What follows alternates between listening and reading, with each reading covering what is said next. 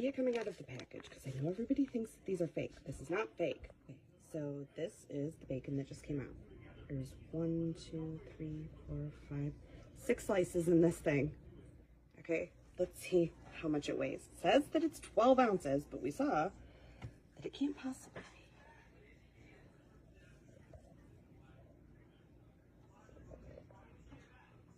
be. It is 7 ounces.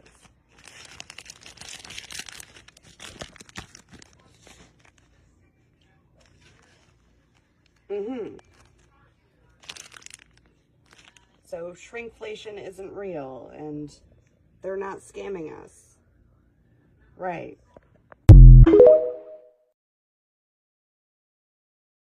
What are the 3 primary animals that people eat?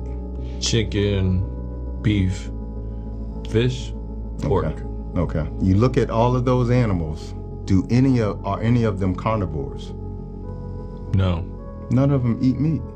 If you're eating something that didn't require meat to build its own protein, then why do you need to eat that to create your own protein?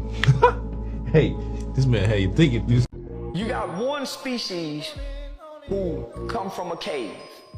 Inside of a cave is cool, it's dark, windows down, moist.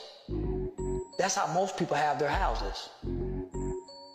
The people who come from the caves develop diseases and carry diseases. Asthma, sinus problems, sinus infections, right? The sun people who come from the sun don't go in the caves, because if you take a flower and put it in a dark cave, it's gonna die because it needs sun. We the flower, we sun people. So somebody done tricked us to running from the sun, because now black people will not go out in the sun. Man, it's too hot out there. It's 108 degrees outside. Naturally, your body is at 100. How is 108 degrees really hot? That's your mindset. The white boy, you done been tricked, nigga. They done took you out your power. You don't even go outside no more. Who do you see outside now? The Mexicans? Working like a working like the new niggas? Working like the new niggas? Getting all that sunlight, that's why they strong now?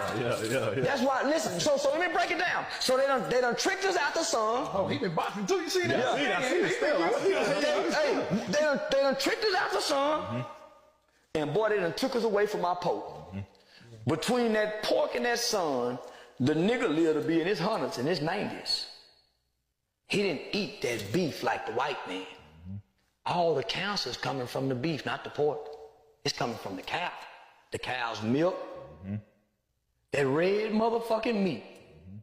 Now that chicken is fucking these niggas ass up even worse because how they process it. It ain't got a beat no more. And niggas used to grow their own motherfucking chickens. Niggas used to fry their own motherfucking chicken. When did niggas start buying chicken from the Asians, from the Asian chicken spots? You mean to tell me there ain't no black person nowhere in this city that can outcook these Asians in frying fish? They can make a batter, but we run to the Asian spot. So they done told us, man, don't eat that pork. But they run into this beef.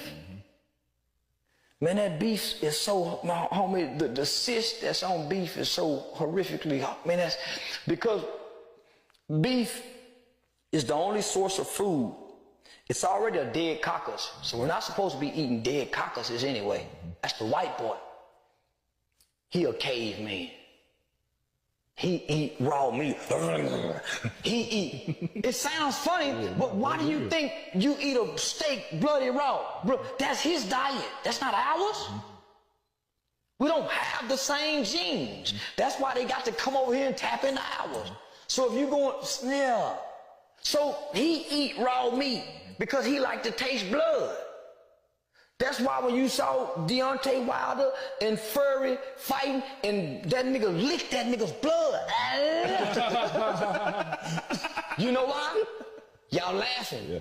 It gave him strength like the sun. Listen, homie, like the sun give us strength. The sun weakens him. Why you think he show up everywhere? Nigga, he'll eat a woman's pussy bloody. Because it gives him strength.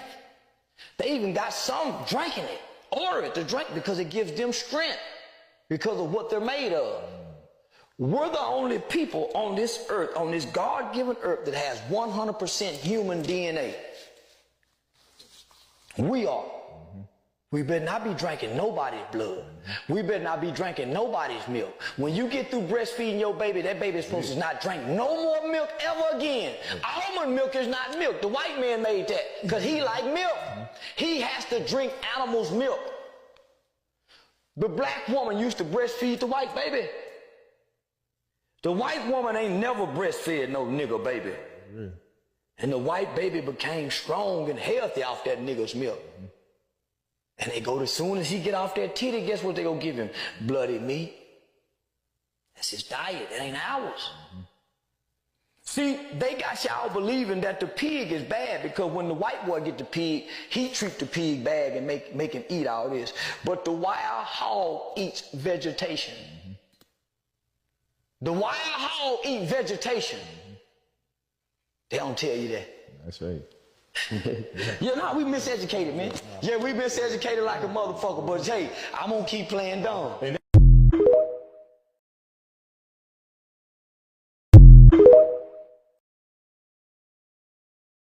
Why do you believe the Bible advises against the consumption of pork? I believe that the Bible advises us not to eat or consume pork. For one, spiritually, the nature, whenever you consume something or whenever you go into something or whenever you become one with something, I mean, what's the best thing to become one with something? By consuming it, right? Because what you consume breaks down and recreates what you would call your deoxyribonucleic acid structure. What we eat binds to our DNA. So if you look at the actual characteristics of a pig, it's greedy, it's sloppy, it's dirty. It will eat another pig. It eats anything. It has no moral. The only purpose and point of a pig is to be a trash can of earth. It consumes the trash of earth. That's the whole point of it. And then you will go and you will eat that trash. So and then think about the name we call a pig. You call police officers that sit on a corner and try to round up black people and put them in jail all day a pig. You see what I'm saying? So when you look at the word pig and just the spirituality and the characteristics or the attributes that's associated around the pig, it's gluttony. Not only is it gluttony, it's messiness. Not only is it messiness, it's sloppiness. We actually call the food that you feed a pig what? Slop. So everything about the pig spiritually shows a bunch of natural law-breaking sins that humans are not supposed to imitate, right? So now that's just the spiritual aspect. Then when you look at the physical aspects, if you look at a pig or you look at the swines and pigs don't have sweat glands. They don't have sweat glands. So whatever toxemia that they eat, it stays metabolically within their system. And that's why they're so cancerous causing. And the high amount of sodium that's in a bloodstream is just crazy. So it raises blood sodium, right? It raises blood sugar. It's all types of toxemia inside of them because they don't have sweat glands, and they're the natural biological trash cans of the earth, meaning they will eat any and everything and every attribute and spiritual attribute that's a part of them or law-breaking sins that God told us to stay away from when it comes to the actual Bible. So you will see, and they're full of parasites, tapeworms, fluke worms, hookworms. And when you look at a pig, pigs give something called zoonotic diseases.